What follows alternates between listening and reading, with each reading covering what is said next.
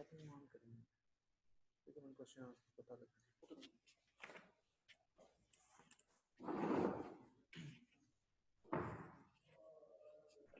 वालेकुम बच्चों, आवाज़ आ रही है मेरी? मुझे बता दें एक दफ़ा।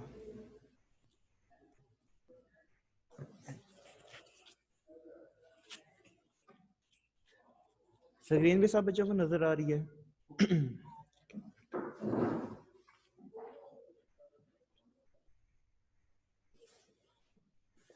चलिए, यहाँ चैट का ऑप्शन ओपन है तो आप लोगों के क्वेश्चन भी मैं ले लूँगा, आप लोगों के क्वेश्चन भी आराम से पढ़ सकता हूँ। तो चलें आज का लेक्चर शुरू करते हैं। तो बच्चों, कल हमने क्या पढ़ा था और कल अभी तक जो हमने 2 या 3 क्लासेस में जो कुछ पढ़ा है इतना क्लियर है सब बच्चों का? अभी तक हमने इंटरनल एनर्जी के बारे में कल हमने पढ़ा था, उसके अलावा इंथाल्पी के बारे में पढ़ा था, 2 डिफरेंट इंथाल्पीज पढ़ी थी। तो क्लियर है सब बच्चों का? घर से पढ़ा था या बुक को देखा या कोई नहीं देखा?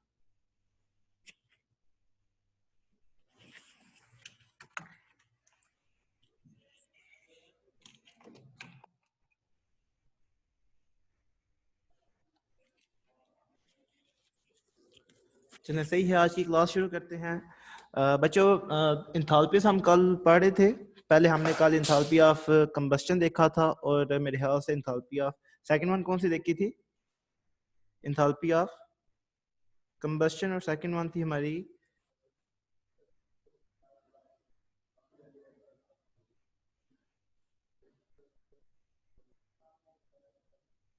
फॉर्मेशन। ठीक हो गया, 2 हमने पढ़ी थी। आज हमने पढ़नी है इंथाल्पी ऑफ न्यूट्रलाइजेशन। पहले देखते हैं कि ये क्या होती है। अच्छा बच्चों, न्यूट्रलाइजेशन क्या होता है या न्यूट्रलाइजेशन रिएक्शन क्या होते हैं? वालेकुम अस्सलाम।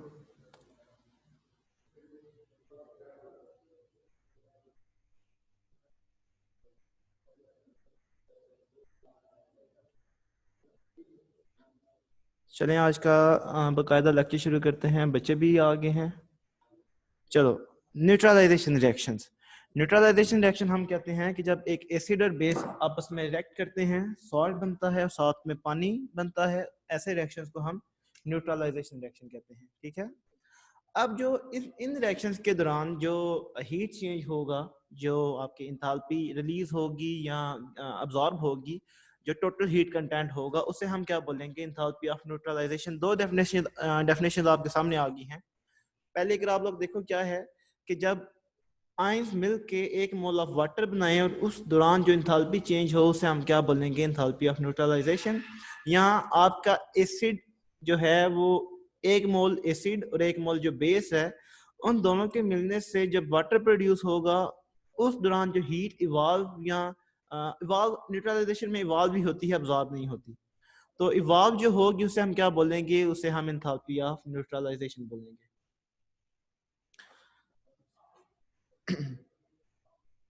पेज नंबर बच्चे चलो मैं देख लेता हूँ, 201 है या 202 है?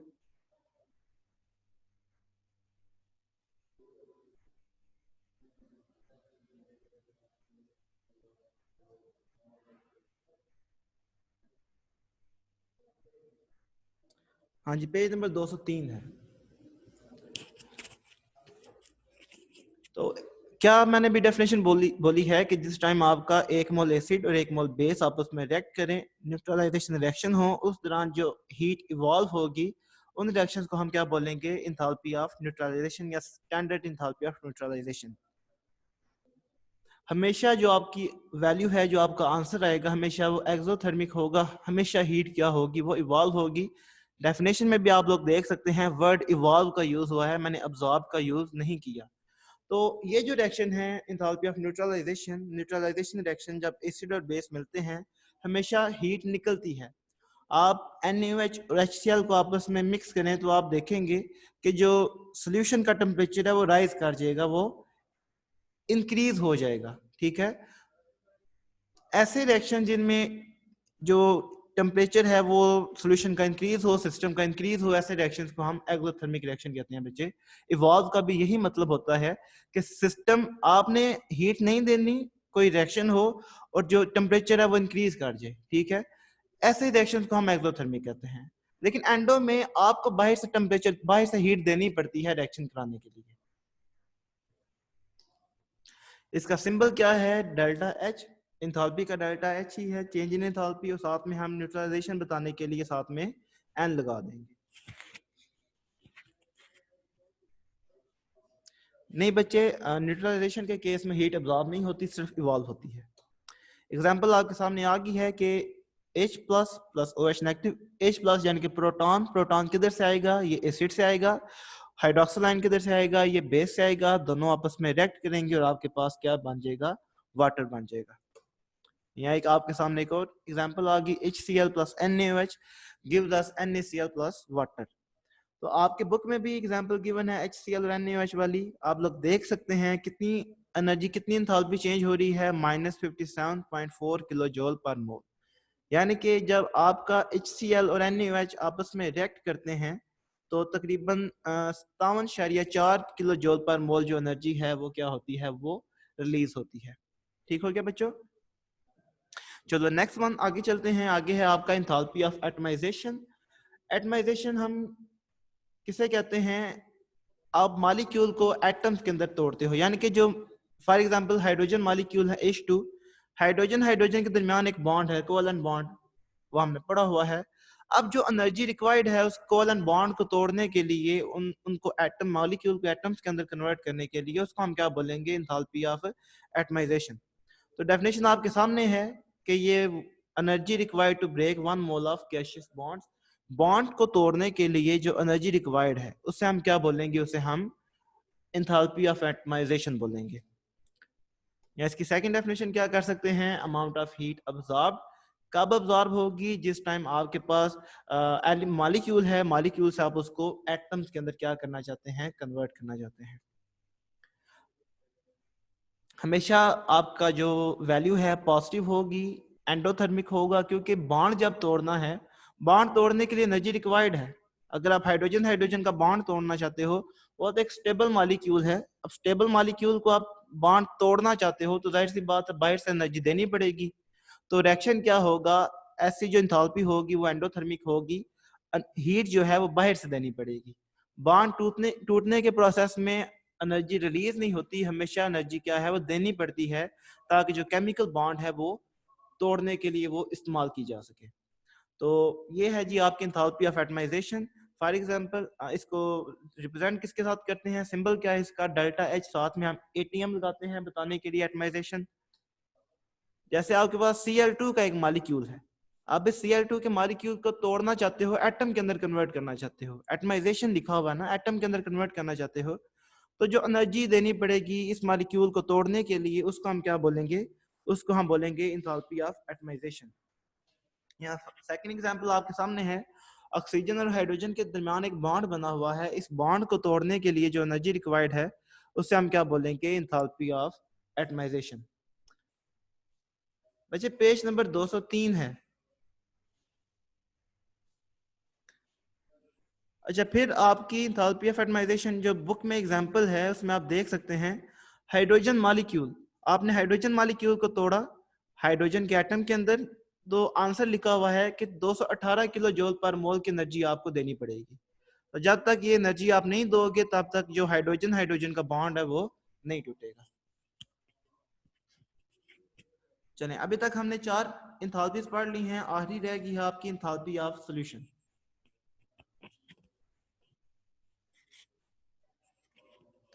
बच्चे 218 के साथ माइनस नहीं आएगा, माइनस हम तब लगाते हैं जब एनर्जी रिलीज हो रही हो।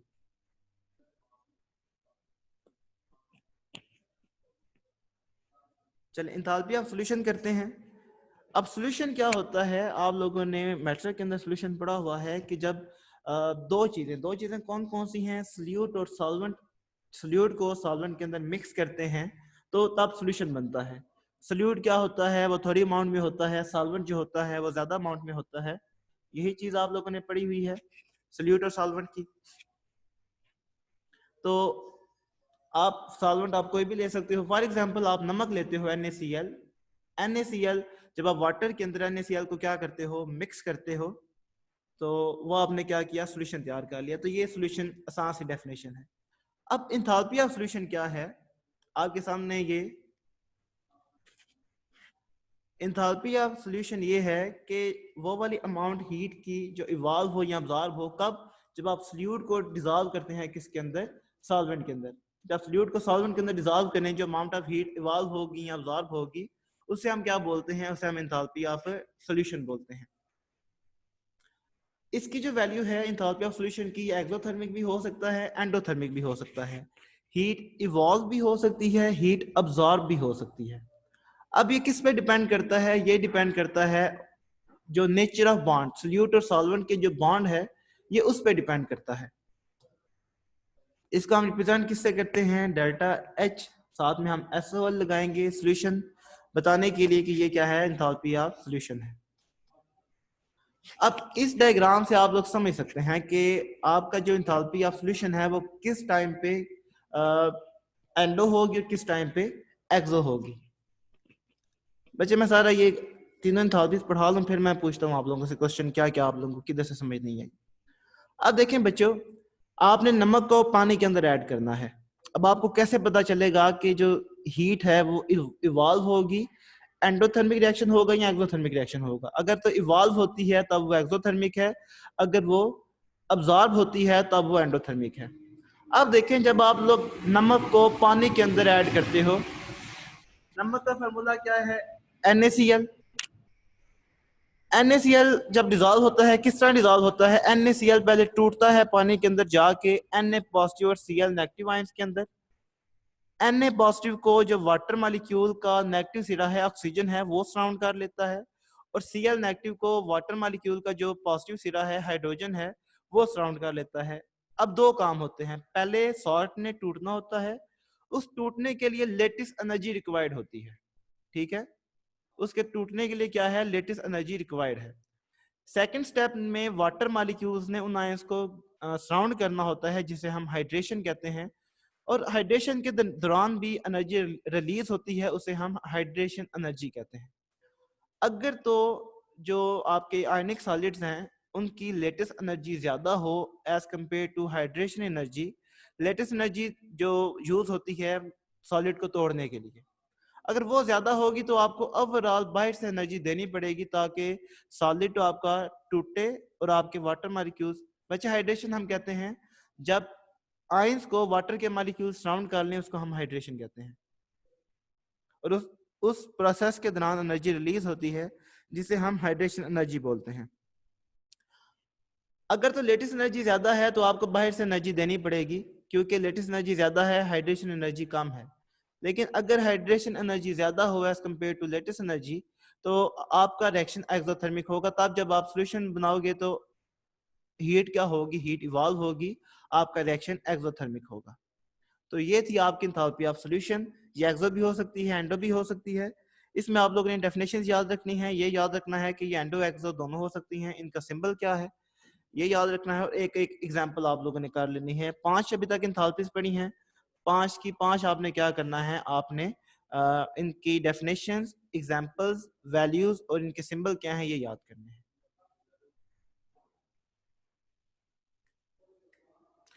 अब एंथैल्पी वाला टॉपिक क्लियर है सब बच्चों का? तो फिर हम आगे चलते हैं।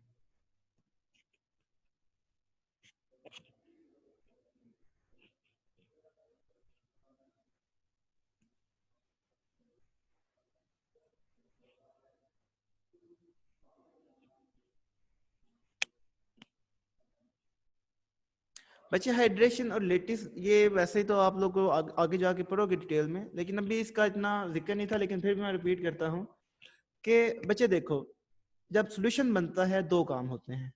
आपके जो नमक की एग्जांपल ले लेते हैं NaCl की। अब NaCl ने क्या करना है? जब हम पानी के अंदर डालते हैं, अब NaCl ऐसे ही तो नहीं पानी के अंदर डिजॉल्व हो जाता। NaCl क्या करता है? वो पहले टूटता है, और NaCl तोड़ने के लिए, या 4th चैप्टर में पढ़ चुके हो, क्रिस्टल को तोड़ने के लिए लेटिस एनर्जी रिक्वायर्ड है, ठीक है?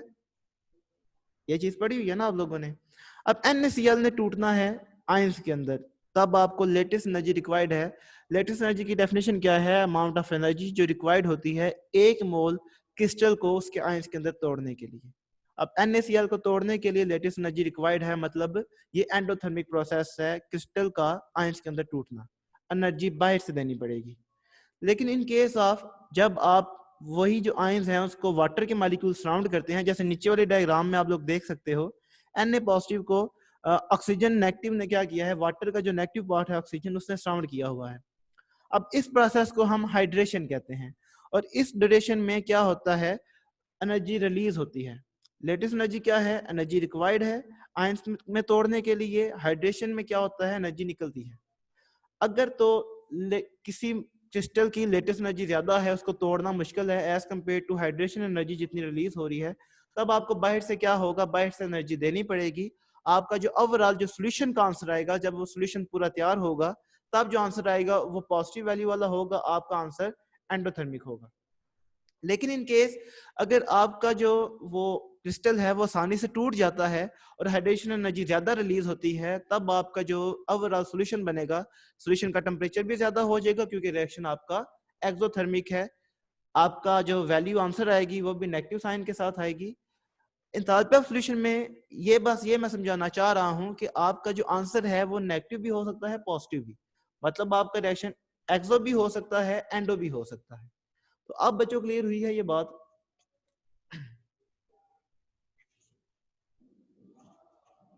बच्चे नेगेटिव साइन हम तब यूज करते हैं जब एनर्जी रिलीज हो रही हो, सॉल्यूशन से एनर्जी बाहर निकल रही हो, मतलब रिएक्शन आपका एक्सोथर्मिक हो।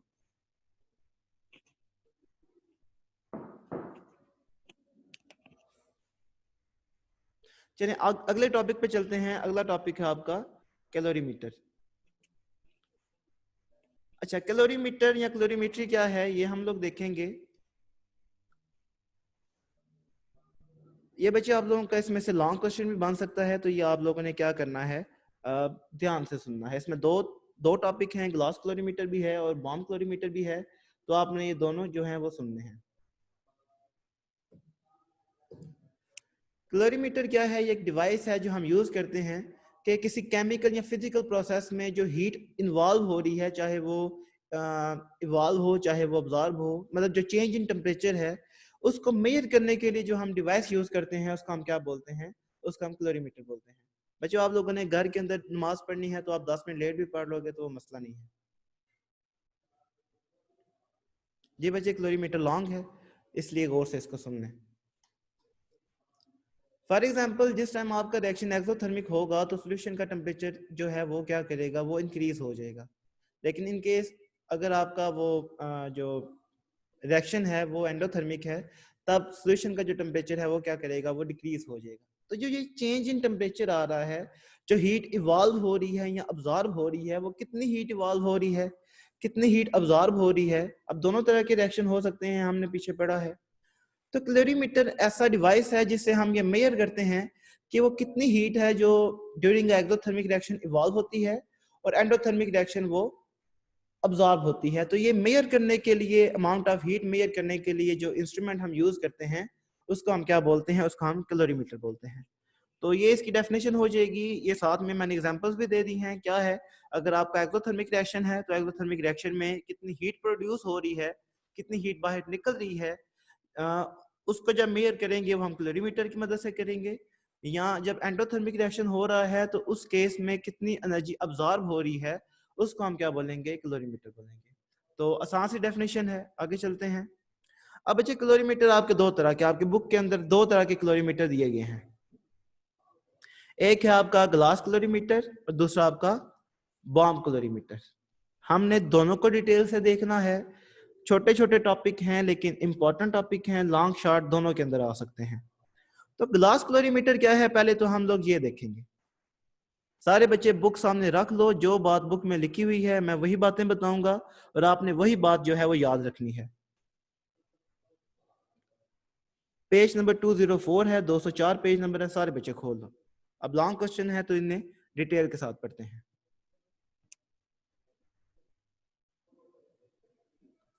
आप लोगों के सामने डायग्राम पड़ी हुई है ग्लास कैलोरीमीटर की, स्क्रीन पे है, आप लोग देख सकते हो। पहले तो इसके आप लोग देख लो कि इसके अंदर है क्या क्या चीज। वैसे तो हम सिंपली इसको ये कहते हैं कि ये एक इंसुलेटेड कंटेनर है, कि इसके अंदर और क्या होता है, थर्मामीटर होता है, स्टीरर। सिंपल सा इसका इंस्ट्रूमेंट है। क्या है, एक कंटेनर है जिसके अंदर एक थर्मामीटर है और एक स्टीरर है। अब इनका काम क्या है वो बारी बारी देखते हैं। पहले तो हम क्या थर्मामीटर को डिस्कस करते हैं। थर्मामीटर का काम क्या होता है बच्चे? टेम्परेचर को देखना, टेम्परेचर चेंज कितना आ गया है, ये हमें बताता है कि टेम्परेचर को मेयर करके हमें बताता है कि इस टाइम इतना टेम्परेचर है। ठीक है, तो थर्मामीटर तो आसान सा चीज है, पहली चीज होगी इसके अंदर थर्मामीटर है। दूसरी चीज है जी स्टीरर। स्टीरर किसे कहते हैं?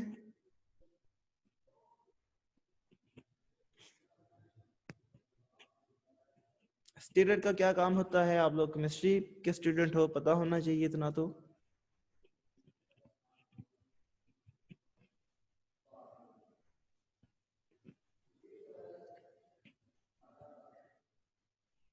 स्टीरर, आप क्या करते हो, जो भी सॉल्यूशन है उसको स्टीर करते हो, यानी कि हिलाते रहते हो, ताकि आपकी जो टेम्परेचर चेंज है वो यूनिफॉर्मली पूरे सॉल्यूशन के अंदर क्या हो, डिस्ट्रीब्यूट हो जाए। अच्छा चलो मिक्स करने के लिए कह लो कि आप जब रिएक्शन हो, जो हीट चेंज आए, वो हीट एक फिक्स जगह पे, एक खास जगह पे टेम्परेचर इंक्रीज ना करे, आप स्टीरर से उसको स्टीर करते हो ताकि जो टेम्परेचर राइज करे या फॉल करे वो ओवरऑल पूरे सॉल्यूशन में यूनिफॉर्मली हो। ठीक है, फिर आपको नजर आ रहा है ये डबल बीकर है, ये 2 वॉल बीकर है। अंदर वाली इंटरनल वॉल अलग है, बाहर वाली वॉल अलग है, और दरमियान में जो मेरे पास डायग्राम है इधर स्टायरोफोम लगा हुआ है। स्टायरोफोम क्या है? आपकी जो बुक के अंदर डायग्राम है वो थोड़ी डिफरेंट है। स्टायरोफोम का बुक में लिखा हुआ है कि आप कोई भी इंसुलेटर यूज कर सकते हो। इंसुलेटर का काम क्या होता है? वो हीट को ना अंदर जाने देता है ना अंदर वाली हीट को बाहर जाने देता है। वो कोई भी इंसुलेटर आप यूज कर सकते हो। जो आपकी स्क्रीन पे नजर आ रही है, इस जगह पे हमने स्टायरोफोम यूज किया हुआ है एज एन इंसुलेटर। अब इसमें हम करते क्या हैं वो आप लोगों ने गौर से सुनना है। रिएक्शन स्टार्ट होने से पहले आप लोग क्या करते हो, थर्मामीटर की मदद से टेम्परेचर नोट कर लेते हो। बुक के अंदर कॉटन वूल है बिल्कुल। आप लोग क्या करते हो, थर्मामीटर की मदद से कोई भी रिएक्शन स्टार्ट होने से पहले आप टेम्परेचर मेजर कर लेते हो। आपके पास आ जाता है T1। फिर आप लोग क्या करते हो, टेम्परेचर करवाते हो, सॉरी रिएक्शन करवाते हो, जैसा कि आपकी बुक में एग्जांपल गिवन है। किसकी एग्जांपल है? न्यूट्रलाइजेशन रिएक्शन की एग्जांपल है। Hydrochloric acid plus sodium hydroxide. जब न्यूट्रलाइजेशन रिएक्शन होगा, सोडियम क्लोराइड और हाइड्रोजन क्लोराइड HCl और जो NaOH है आपस में रिएक्ट करेंगे। तो अभी हमने इंथैल्पी ऑफ न्यूट्रलाइजेशन में पढ़ा है कि न्यूट्रलाइजेशन के दौरान टेम्परेचर जो है वो इंक्रीज होता है, क्योंकि एक्सोथर्मिक प्रोसेस है। न्यूट्रलाइजेशन का टेम्परेचर क्या होगा? इंक्रीज होगा, हीट बाहर निकलेगी। आपने स्टीरर की मदद से वो क्या करना है, स्टीर करना है, ताकि जो हीट है वो पूरे सॉल्यूशन के अंदर क्या हो जाए, पूरे सॉल्यूशन के अंदर यूनिफॉर्मली डिस्ट्रीब्यूट हो जाए।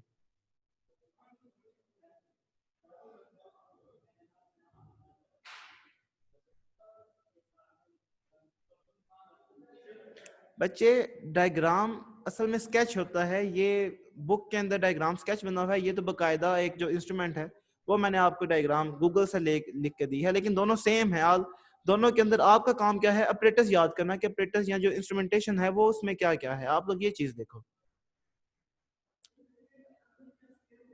बच्चे सब बच्चों को स्क्रीन शो नहीं हो रही है, सिर्फ एक बच्चे को स्क्रीन शो नहीं हो रही।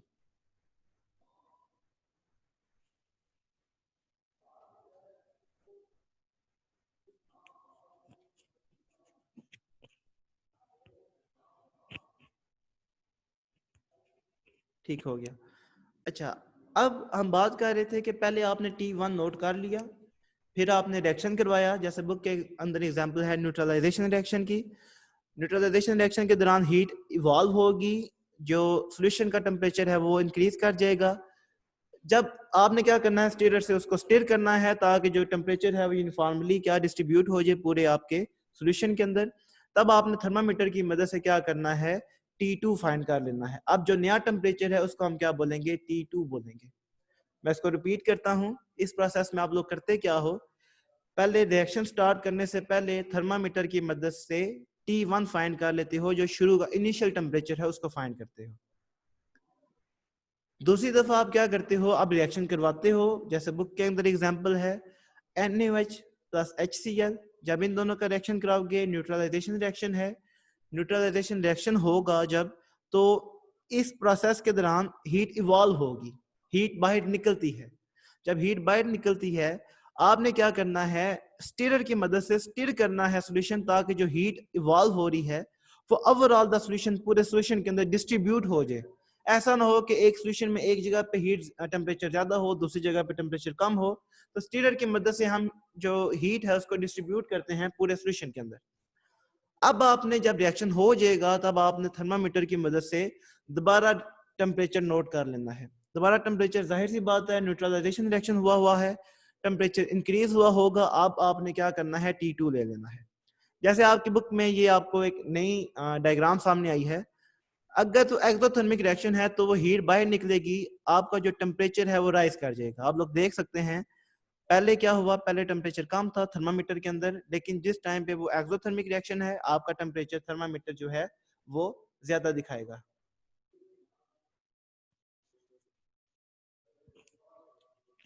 अच्छा, लेकिन in case of endothermic reaction, endothermic का हमें पता है कि एंडोथर्मिक जो है वो सराउंडिंग से भी हीट अपने अंदर अब्सॉर्ब कर लेता है, तो जो सॉल्यूशन का टेम्परेचर है वो क्या करता है, वो डिक्रीज हो जाता है।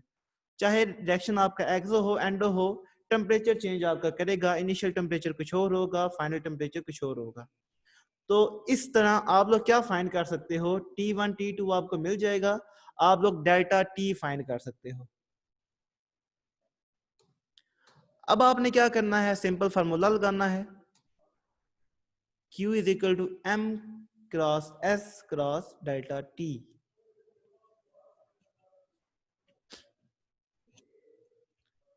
अच्छा, अब ये चीजें क्या क्या है, Q तो हीट है जो हम लोग फाइंड करना चाहते हैं कि हीट कितनी प्रोड्यूस हुई है रिएक्शन के दौरान। M क्या है, M मैस ऑफ रिएक्टेंट है, वो वाले रिएक्टेंट जिन्होंने शुरू में रिएक्ट किया था उनका मैस ऑफ रिएक्टेंट। S क्या है, specific heat of reaction mixture है। और डेल्टा T जो अभी हमने फाइंड किया है, चेंज इन टेम्परेचर T1 और T2 की वैल्यूज रख के। अभी तो एक नई टर्म आई है, specific heat of reaction mixture. ये क्या होता है, ये आपके सामने इसकी डेफिनेशन आ गई है।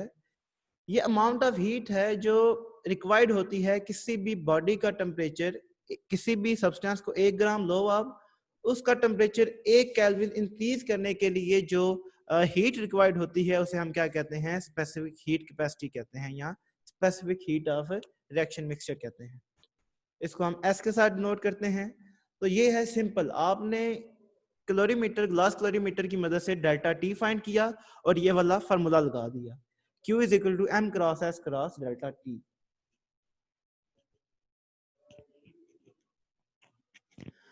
बच्चे, जो आप लोगों ने शायद समझा नहीं है, इंसुलेटर का काम है कि हीट बाहर या अंदर ना आए, लेकिन जब आपका सॉल्यूशन जो रिएक्शन है वो रिएक्शन प्रोसीड करेगा, तो रिएक्शन, मैंने रिएक्शन का बोला है कि रिएक्शन एक्सोथर्मिक है, रिएक्शन अपनी हीट बाहर निकालेगा, बाहर से कैलोरीमीटर के बाहर से हीट नहीं आएगी, वो रिएक्शन की हीट होगी क्योंकि एक्सोथर्मिक प्रोसेस है।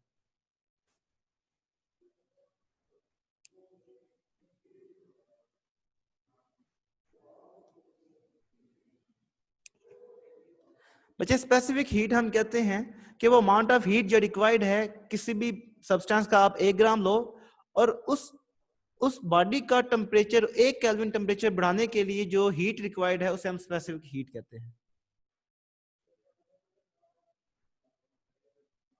बच्चों, इंशाल्लाह ये YouTube पे अपलोड हो जाएंगे, आप लोग दोबारा भी सुन सकते हो, तो इसलिए ना टेंशन में। तो ये तो हो गया ग्लास क्लोरीमीटर। ग्लास क्लोरीमीटर तक सब बच्चों का क्लियर है? तो हम फिर बॉम्ब क्लोरीमीटर की तरफ चलते हैं।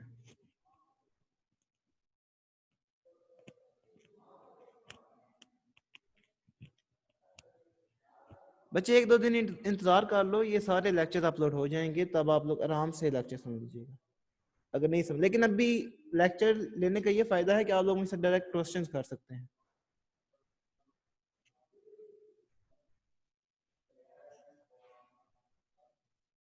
चलिए आगे चलते हैं। नेक्स्ट टॉपिक है आपका बॉम्ब क्लोरीमीटर।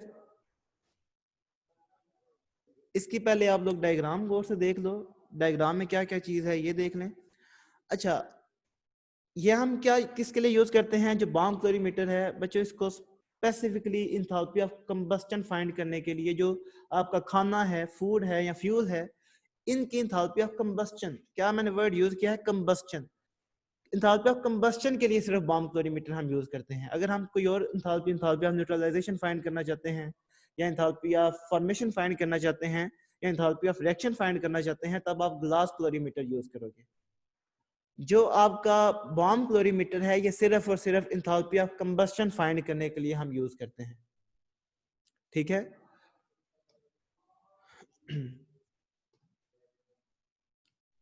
अब इसमें हम करते क्या हैं ये देखते हैं। इसके जो पार्ट्स हैं, जो इसके इंस्ट्रूमेंट्स हैं, इसके अंदर क्या क्या यूज हो रहा है, हम इनको बारी बारी डिस्कस करते हैं। कंबस्शन बच्चे जलाने के प्रोसेस को, बर्निंग को हम कंबस्शन कहते हैं। अच्छा, पहले नंबर पे तो आपको ये बॉम्ब सेल नजर आ रहा है। ठीक है। बॉम्ब सेल का काम क्या होता है, इधर आग लगती है। ठीक है। जो भी आपका सैंपल है उसको जलाया जाता है इसके अंदर। सैंपल का आपको सैंपल कब नजर आ रहा है, वो येलो कलर का, ऑरेंज से कलर का। इसमें हम अपने सैंपल को रखते हैं। वो खाने का सैंपल भी हो सकता है, ग्लूकोज को भी रख सकते हो, कार्बोहाइड्रेट को रख सकते हो, कोई भी खाने का फूड पार्टिकल हो जाए या फ्यूल पार्टिकल हो जाए, हम उसको इस कप के अंदर रख के उसको बर्न करते हैं। ठीक है। तो बॉम्ब सेल के अंदर हमने बर्निंग का प्रोसेस करना है। बाकी क्या है, बाकी ये जो आपको नजर आ रहा है ये क्या है, ये आपका थर्मामीटर है। जो आपको ब्लू कलर का नजर आ रहा है ये सिंपल वाटर है, पानी है सादा, कोई ऐसी बात नहीं है, ये पानी है। ये इग्निशन बॉक्स है। इग्निशन किसके लिए यूज होती है, किसी भी प्रोसेस को स्टार्ट करने के लिए। इग्निशन बॉक्स का काम क्या है, जब आप इधर से इलेक्ट्रिक करंट प्रोवाइड करोगे तो जो भी सैंपल कप के अंदर सैंपल पड़ा है वो जलने लग जाएगा। इसका काम है इग्नाइट करना, जैसे माचिस की तीली का काम होता है ना, इसका काम भी यही है। इसका काम है जलाने को स्टार्ट करना। साइड पे स्टीयर लगा हुआ है, ये मोटर स्टीयर होता है। इसमें आपने नहीं हिलाना होता, ये लगातार आपने बस बैटरी को ऑन करना, स्विच को ऑन करना होता है। ये खुद ही जैसे पंखा चलता है, ये भी गोल गोल घूमता है और ये स्टीयर का काम करता है। ये आपकी जो हीट है उसको यूनिफॉर्मली पूरे सॉल्यूशन के अंदर डिस्ट्रीब्यूट करता है। अब इस सारे ऑपरेटर्स की तो समझ आ गई। थर्मामीटर का काम है टेम्परेचर को मेयर करना। इग्निशन बॉक्स का काम क्या है, जलाने के प्रोसेस को स्टार्ट करना। बॉम्ब सेल के अंदर हम अपने सैंपल को जलाते हैं।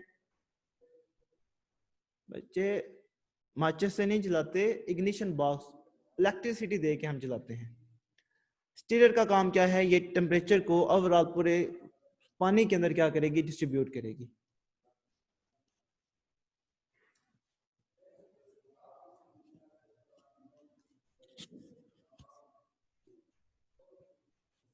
इतना क्लियर है सबका, तो फिर हम आगे चलते हैं इसके प्रोसीजर के ऊपर।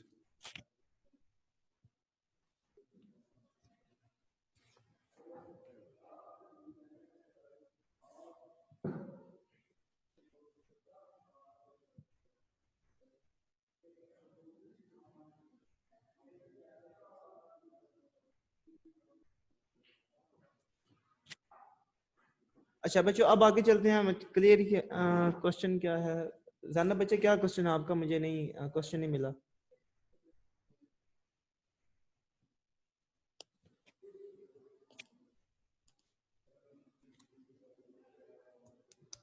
चलें बच्चे, आखिरी 2 मिनट ही रह गए हैं तो ये टॉपिक कल ही पढ़ेंगे। आप मुझे अभी तक जो पढ़ा है उसमें से मुझे कोई क्वेश्चन करना है तो वो कर लें।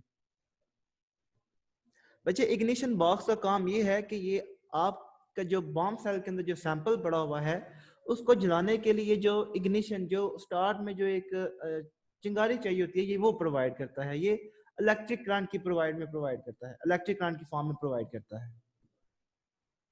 इग्निशन बॉक्स का ये काम है।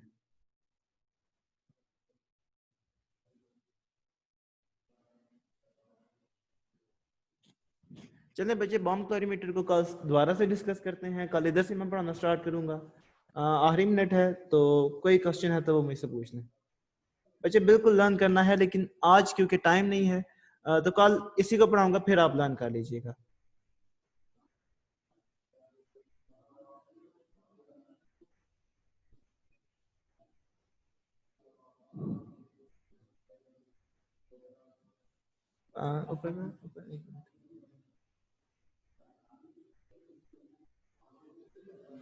मरियम बच्ची, आपका क्या क्वेश्चन है? मैंने असल में क्वेश्चन देखा नहीं होगा।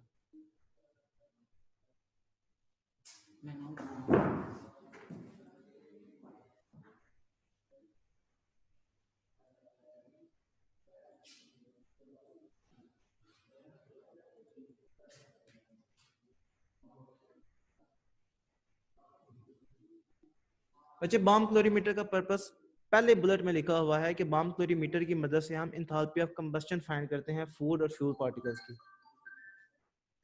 जी बच्चे आपने बुक से ही याद करना है, ये बुक वाली बातें ही हैं जो मैंने इधर लिखी हुई हैं।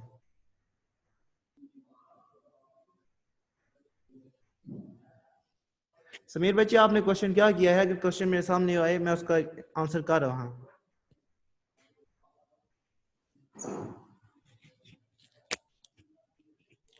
चलें बच्चे कल इसी को पढ़ते हैं, अभी टाइम खत्म हो गया है तो कल इधर से शुरू करते हैं।